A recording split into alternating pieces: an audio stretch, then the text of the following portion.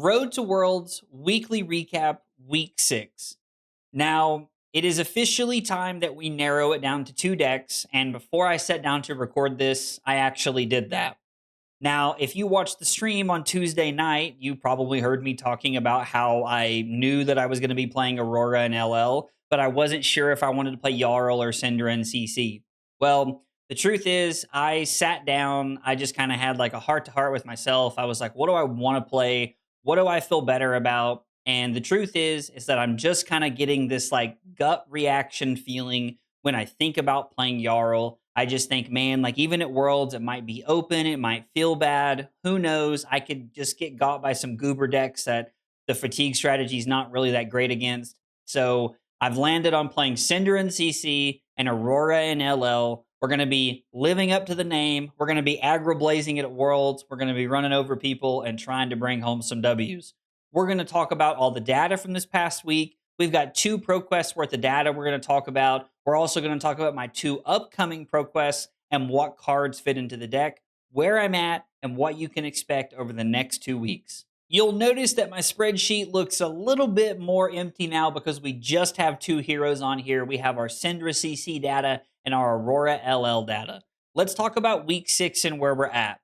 In week 6, I played 19 games of Cindra. We won 68% of those, so I won 13 of my 19 games is what I think it was. Now, we did see a drop in win percentage from, 91.7 to 68.4. Dropping down to 68.4 is not necessarily a bad thing. I think that 91.7 is a little too unrealistically high. We are just below that 70% threshold that I'm looking to be at with 2 weeks to go left in our testing. So there's plenty of time to improve. We're going to have plenty of time to get more games in moving forward with Cindra, focusing specifically on the matchups and what we're looking to try and do. Now, with that in mind, overall throughout these 6 weeks, I do have a 69% win percentage, which is great. We want to be at 70 when it's all said and done with. So being at 69, nice. Means we're just below where we want to be. My best matchup so far has been Florian. I've played into Florian 9 times over the course of our testing sessions over the course of these 6 weeks. I have won 7 of those 9 games, putting us at 77%. A couple of them were kind of weird, like some awkward draws here and there, but 77% win rate against Florian, which is not one of the top 3 triangle meta decks, but still like a good place to be. It feels pretty solid.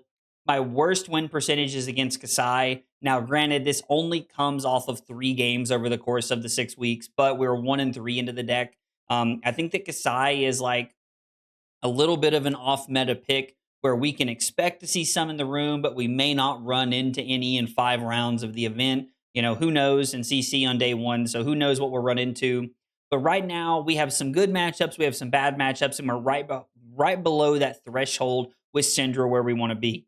Now, when we talk about Aurora in week 6, we played more games in LL this week than we have pretty much any other week. 29 games of Aurora. I won 19 of those 29 games to give us a 65.5% win rate. We did drop down 11.5% from 77. We were above our threshold last week, but now we're back below it. Still trying to iron out all the sideboard cards, figuring out exactly what we're looking for and where we want to be. So just kind of playing around with some things and working to try and figure things out. 65.5% is still just below that 70% we wanted to be at. So it's not bad. We're not in a horrible place. Looking to play more games and improve now that we've narrowed it down to just these 2 decks. Across all of the games that we've played so far in those 6 weeks, we do have a 70% win rate into Chain.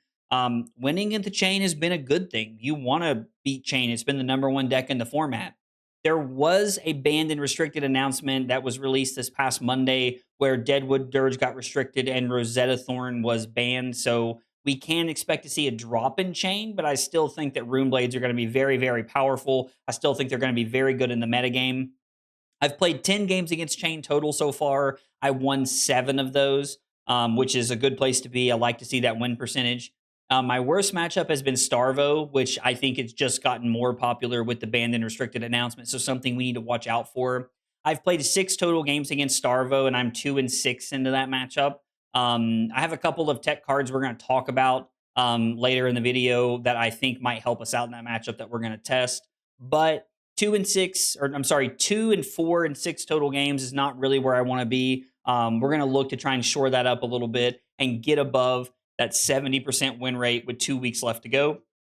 Now we're going to talk about our ProQuest data and what we've seen from 2 ProQuests. Now, my first ProQuest was actually with Jarl, the CC Jarl one, where I went 2 and 3. I'm not going to spend a lot of time on here because I covered this while I was live. I've talked about this before. This was 2 weeks ago, but I didn't cover it in last week's video because honestly, I just glossed over the PQ data tab. So I lost to Victor, lost to Florian, lost to KO, beat Riptide and Dory in the 0 and 3 bracket. I mean, take that for what it's worth. And missed top 8. But now that we've moved off of Jarl, the PQ data seems less relevant right now. And then this past weekend, I went to an LL ProQuest where I played LL Aurora. We beat a Dash IO in round 1 who had a very low roll against us. They drew very poorly. They just did not feel like they had good draws at all. So the fact that we were able to win that game felt pretty nice. I was also able to go first, which felt good. Round 2, I lost to Will Bradshaw, who was playing Runegate Chain prior to the Deadwood Dirge restriction. And there were, I think, 2 copies of the blue, like the Widespread Annihilation, that were thrown at me and over the course of our game, and that really put me behind in an awkward situation. So even though it was a close game, I still just got into that weird spot where I wasn't able to make a lot happen. Dromai, round 3. This is a pretty favored matchup. My opponent went first, and I was able to put CLV into play. And honestly, the rest was kind of history. I was using Starfall to kill dragons, arcane pings here and there to kill Ashwings. I was just trying to keep the board clear where I could, things that mattered, and then just applying pressure the rest of the game.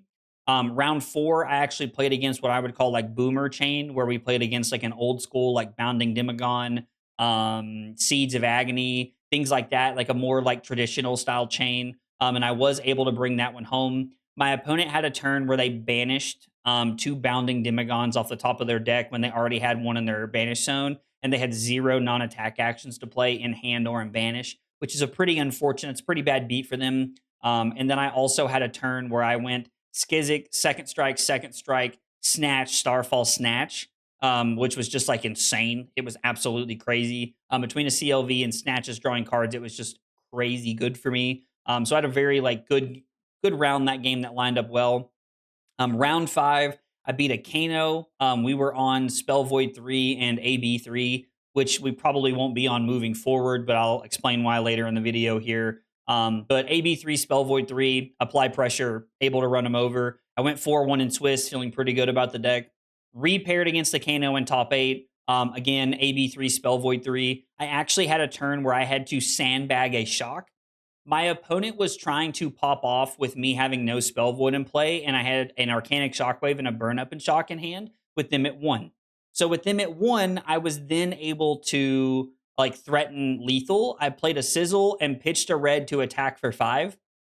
Coming in for 5 with 2 cards in hand, I had the ability to sandbag the shock. My opponent tapped out of resources and cards in hand to activate Kano at the end of the turn, and then I shocked them for lethal to win the game.